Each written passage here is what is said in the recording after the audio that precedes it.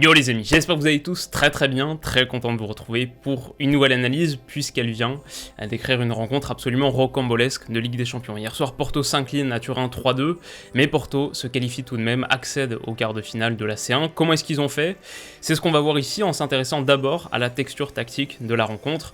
En preview d'avant-match, lundi, on avait évoqué le fait que Porto allait se retrouver dans une situation assez particulière. L'approche, le choix de l'approche de Sergio Conceição allait être forcément difficile puisqu'il y avait l'idée de vouloir défendre cet avantage. On pouvait présumer en tout cas que la tentation serait forte de défendre cet avantage acquis au match aller, mais comment réussir à accomplir cet objectif sans se mettre en trop grande difficulté, sans subir de manière trop démesurée le rapport de force du match. Alors la solution qui a été choisie, c'est un bloc extrêmement compact sur la largeur. On le voit ici, 5 ou 6 joueurs parfois sur cette dernière ligne, donc un bloc compact sur la largeur. La conséquence naturelle de ça, c'est que l'espace à trouver pour la Juve mécaniquement était sur les côtés.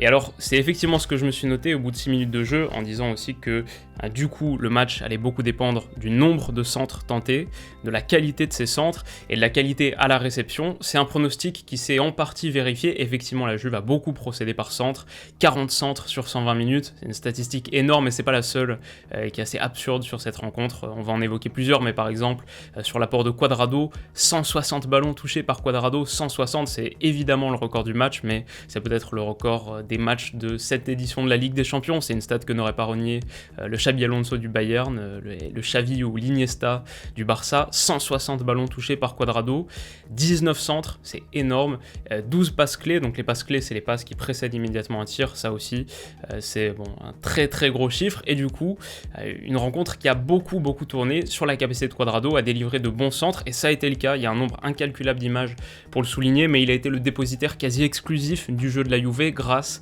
à ses ballons bien calibrés.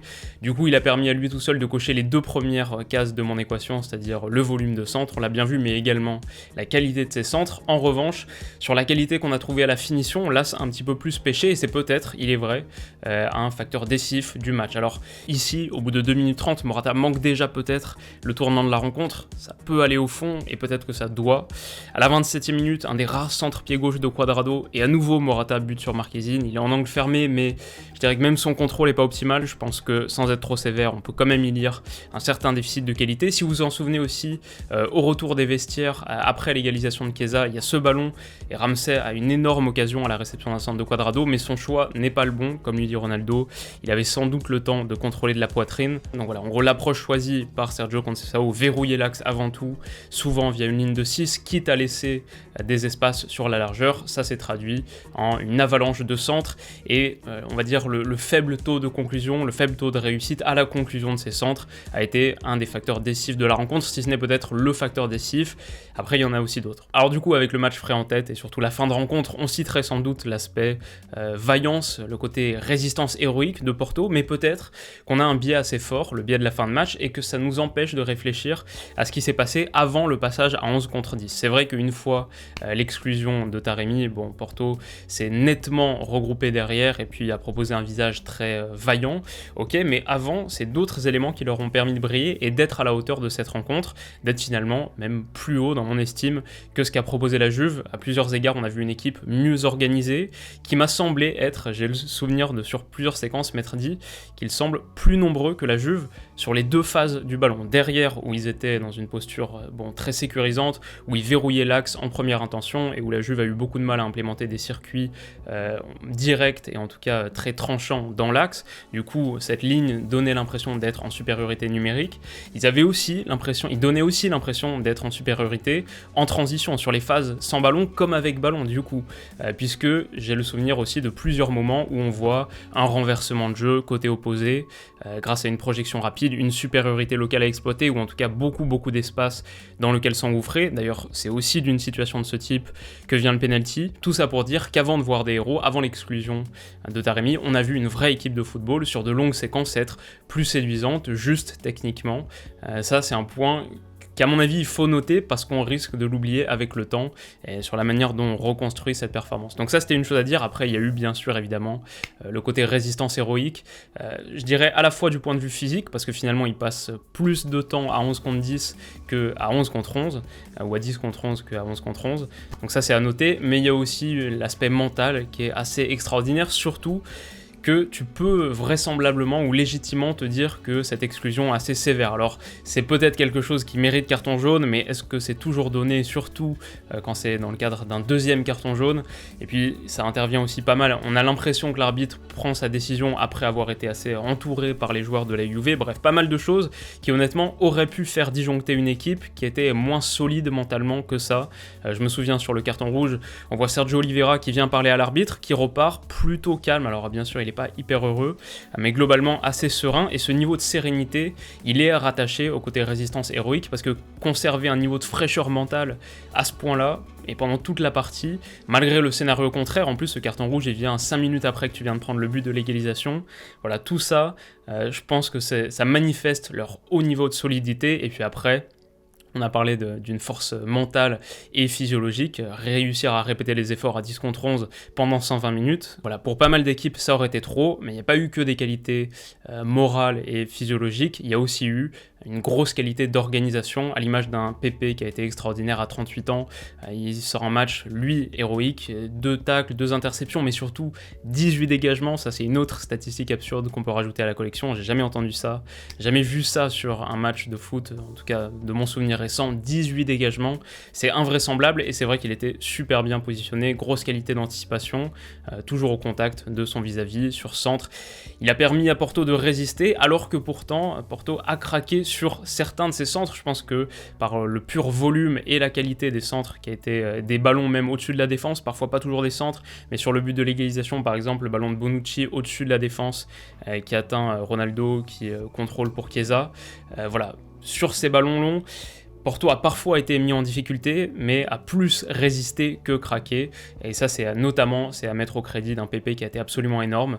Donc ça c'est quelque chose que je voulais souligner. Parmi les prestations individuelles aussi, peut-être celle de Marquezine. Pareil, c'est dur d'être trop laudatif sur un gardien qui a encaissé 3 buts, mais il a réussi plusieurs parades déterminantes, notamment en première période, pour maintenir Porto dans la rencontre. Et puis bien sûr, si on doit parler des performances individuelles de top niveau, celle de Sergio Oliveira sur la qualité technique pure, la résistance à la pression. Il y a eu quelques gestes qui vont sans doute se retrouver dans des compilations aujourd'hui, mais il y a eu bien sûr aussi des prises de responsabilité au meilleur moment. Le penalty, c'est une chose, mais surtout sur le coup franc légendaire, c'est quelque part une double action technique réussie, parce qu'avant le coup franc, c'est lui-même qui se le provoque, on l'a peut-être un peu oublié, mais c'est lui qui se le provoque avec un petit pont sur McKennie. Ensuite, le geste de génie, taper sous le mur à 25 mètres, ça va rester dans l'histoire.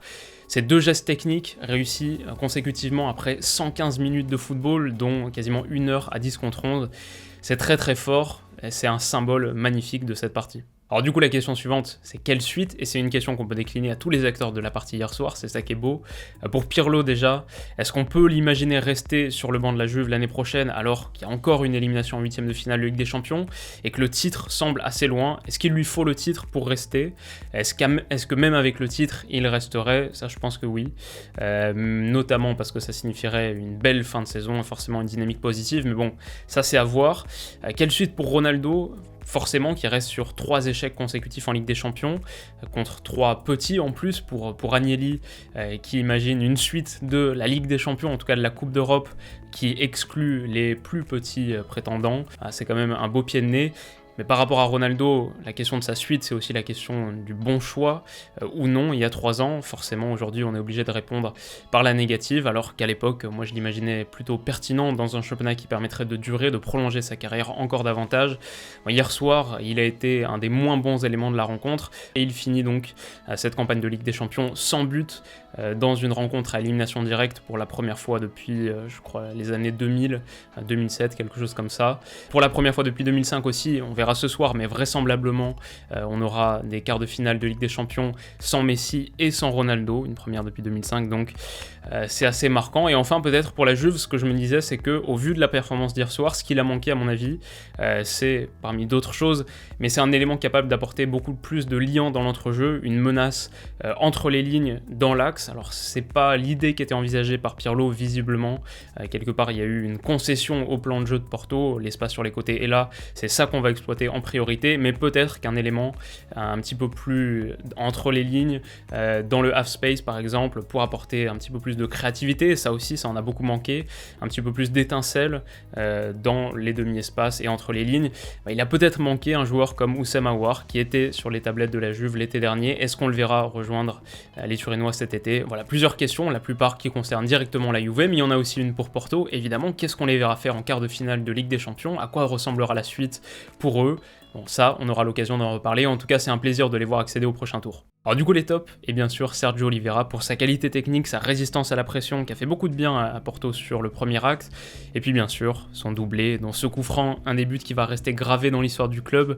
Il y avait le but de Costinha consécutif à un coup franc en 2004 contre Manchester United à Old Trafford. Il y aura désormais, encore plus beau, ce coup franc de Sergio Oliveira pour accéder au quart de finale de la Ligue des Champions. C'est son 17e but cette saison, toutes compétitions confondues aussi.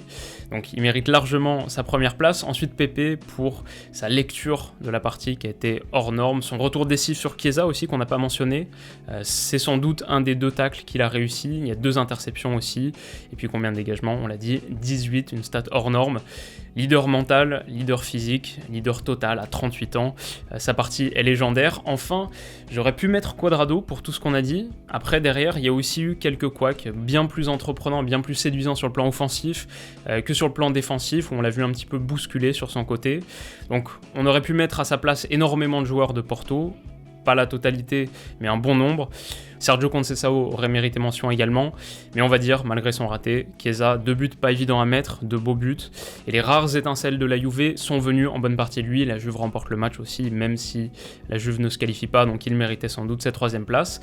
Et enfin les flops, Ronaldo, pas mal de ratés, notamment à la conclusion de centre, qui ne lui ressemble pas, on attendait beaucoup plus de lui à la finition, et puis il y a son erreur sur le coup franc de Sergio Oliveira dans l'autre sens, qui coûte très cher.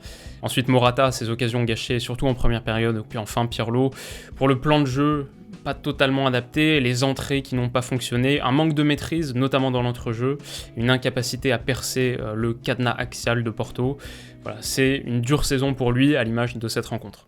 Donc voilà pour le débrief, en gros, de la partie. Un petit peu de frustration parce qu'on n'a pas pu parler de absolument tous les thèmes, absolument tout ce qui s'est passé sur la partie, notamment sur le volet tactique. On a surtout dressé la grande tendance, à savoir l'exploitation des côtés par la Juve. On aurait peut-être pu évoquer un petit peu plus de détails le jeu de transition de Porto.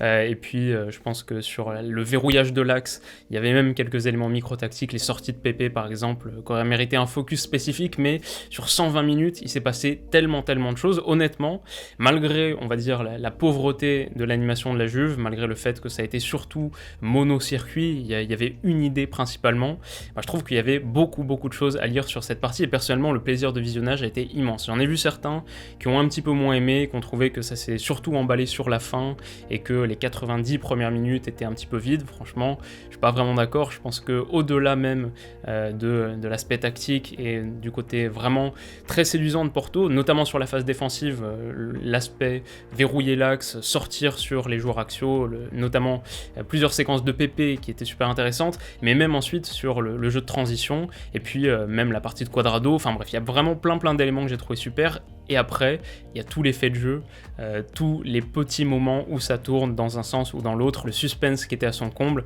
Si vous avez l'occasion de voir le match, si vous l'avez raté, si vous avez regardé Dortmund-Séville par exemple, je vous le conseille vraiment sans réserve, vous allez passer un bon moment.